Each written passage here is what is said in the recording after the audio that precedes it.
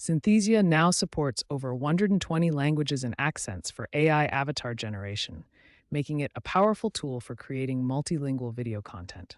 There are two primary methods for dubbing your Synthesia videos into another language. The first method uses Synthesia's native translation feature. The second method involves a hybrid approach using external translation tools like DeepL or Google Translate, then re-importing the translated script back into Synthesia. The translation workflow involves multiple stages to ensure quality and accuracy, from initial planning through final quality assurance. Synthesia uses advanced voice cloning technology to maintain speaker characteristics across different languages, ensuring consistency in tone and personality. The technical foundation includes neural machine translation for context-aware translations and text-to-speech engines optimized for different languages to maintain emotional tone and naturalness.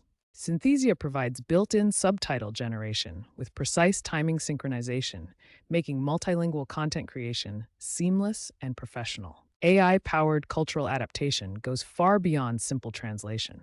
Modern systems adjust gestures, expressions, color schemes, and cultural context to ensure content resonates with local audiences. Emerging real-time dubbing capabilities enable live translation for streaming content, interactive multilingual presentations, and dynamic language switching within single videos.